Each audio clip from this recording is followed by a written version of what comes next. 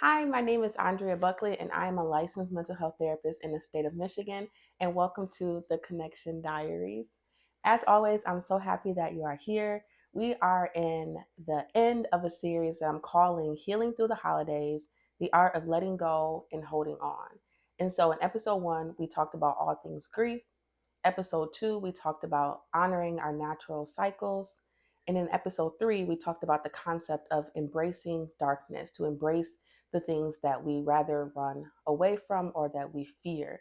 And so if you have not watched those episodes, I definitely recommend that you go back and check those out because we are concluding the series with a topic that I believe will prepare you for this new year.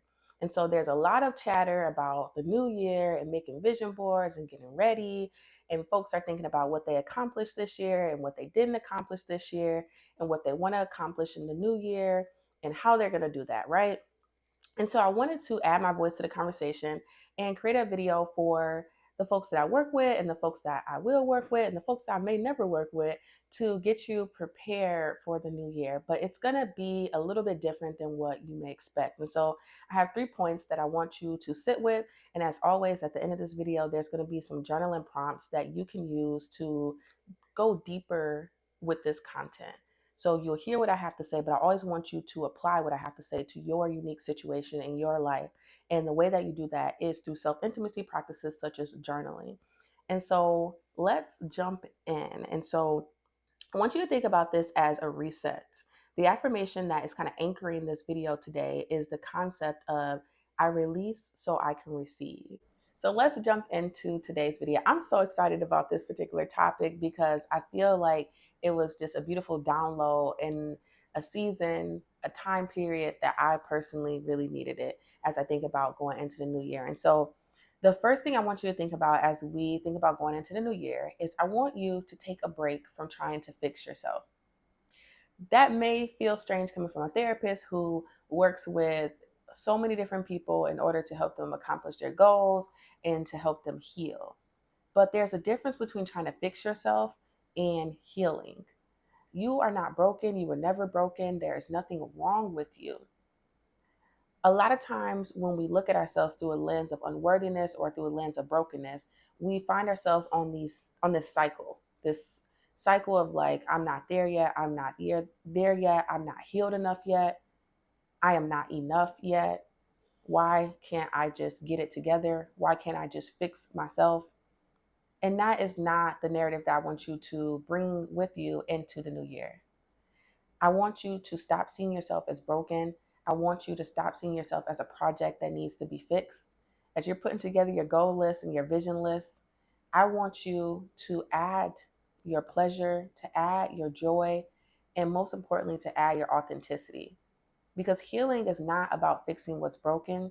Healing is about returning to the most authentic version of yourself. And so as you go into the new year, you're going to think about how do I not see myself as a project that needs to be fixed? But point number 2, how do I make authenticity my goal? That's my goal for 2025. How can I be the most authentic version of myself? And what does that mean? That means sometimes I'm super goofy, I'm super silly, but sometimes I'm very emotional, like very emotional, very sensitive, very intuitive.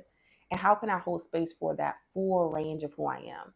Sometimes I'm super confident. Sometimes I feel like I got it. I feel like I'm doing it, you know?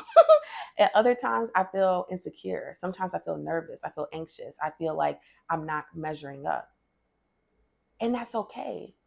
It's very easy to not feel like we're enough in this world. So if I find myself experiencing insecurities, that's not something that I need to like fix or shoo away or try to positive self talk it away. Sometimes it's something I need to turn towards, something I need to sit with. Our inner child, they don't want to be fixed, they want to be loved. A lot of the parts of ourselves that we deem as imperfect, as we deem as needing to be fixed, are really parts of ourselves that we need to accept, that we need to hold, and most importantly, we need to love. Most of us, our core need is to feel loved. And I will not be able to feel love if I do not show up as my authentic self. I will not be able to feel love if I'm not truly accepted and I have to show up in every space with a mask. I will not be able to feel loved if I see myself as a continuous self-improvement project, something that needs to be fixed, if I see myself as broken, if I see myself as inherently unworthy. And so, my task to you is to make authenticity the most important goal for 2025. And I promise it will radically shift things for you when you think about your healing journey. If you go into the new year, not necessarily thinking about what you need to fix, but what you need to be, who you need to become, who you need to return to, the parts of yourself that you need to make more space for. That is what healing is all about. You're not broken. There's nothing wrong with you. You do not need to be fixed. But there are parts of yourself that you need to hold more space for. There are parts of yourself that you want to return back to. There's parts of your identity that you want to remove the shame from. And that is what healing is all about. And so I have some journaling prompts that I'll leave at the end of this video to help you reconnect with who you are authentically and get back to the core of who you are. And one thing I want you to think about for the sake of this video is, what is one thing that you loved as a child that you can make more space for in the new year? For me, that's reading fiction books. I used to get lost in a book, and I want to make more room for just sitting and literally reading a book. It has nothing to do with producing something, my job, my career, my relationship to other people. It's just, I want to sit and get lost in a book again, like I did when I was a kid. I want you to think about, what is something that you would change if you did not have the societal pressures around you. For me, that would be centering my life around my career and always being busy, always having to be productive, right? Our society encourages us to do that. But for me, I actually value leisure. I value slowing down. I value being still. I value intimacy. And those are things that I want to take into 2025, despite societal pressures. I want you to think about something that you are trying to hide about yourself and how you can bring that into the next year. And for me, sometimes I feel like I hide how emotional I am. I am emotional AF, okay? I feel everything. And I love that about me because it makes me a creative, it makes me an artist, it makes me intuitive, it helps me show up for the folks that I work with. It helps me have connection, genuine connection with people, because I feel like I can show up with people and access the full range of my emotional experience. And so I want to go into the next year not hiding that. And so, what does that look like for me? It looks like creating more. When I feel emotion, it gives me inspiration to create. I'm a writer, I write poetry. So, you'll see a lot more of that in the next year. It's not something that I want to shy away from, but it's something I want to be loud about.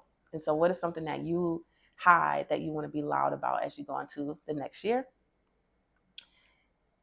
I want you to think about that. The last thing you could think about is, if money wasn't an option and you had your ideal lifestyle or your ideal career, what would you be doing? What would you spend most of your time doing? So these are just quick questions that will connect you back to your authentic self. But there's a lot more where that comes from. And so if you want to explore, how do I become more and more authentic, definitely sign up for one-on-one therapy. Definitely sign up for my group therapy spaces, because that's all we're going to be talking about in 2025, because healing is about authenticity. Healing is about radically being yourself. Healing is about removing the narrative that you were ever broken, that you ever needed to be fixed. And authenticity is not always comfortable. Authenticity sometimes looks like being rejected, being judged. Authenticity sometimes looks like moving forward even though you feel anxiety in your bones. Authenticity sometimes looks like moving forward even though your inner child is like, no, we can't do that. We can't be that person. We can't make that decision, right? Because your inner child has been conditioned to think a certain way. And so, authenticity 2025, that's the goal. You are not broken 2025, that's the goal. And my last point is, as you go into 2025, you want to give yourself permission to feel your way through. Not fix your way through, but to feel your way through. And so, as we go into the new year, we want to return back to our childlike selves, the versions of ourselves that was curious, that was emotional, that was allowed to throw tantrums, that, did not necessarily always use its intellectual, logical brain to explain everything away. Our inner child does not care about our intellect. Our inner child cares about being loved and being held. And so you will see as we go into the new year, I want us to begin to prioritize somatic work, which is more body based interventions, practices like breath work, meditation, yoga, slowing down, noticing how your body is feeling in a given moment.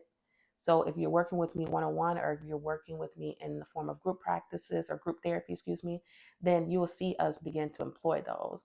Because I work with a lot of very, very, very self-aware, intelligent, amazing human beings who do not know how to truly feel and allow themselves to be human and to be childlike.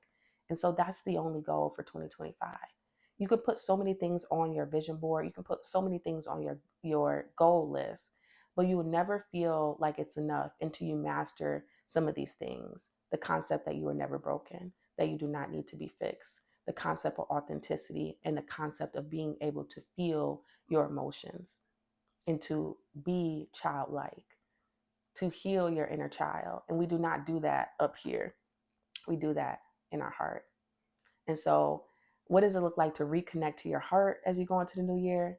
That's a question I want you to ask yourself. That's what I want you to put on your vision board.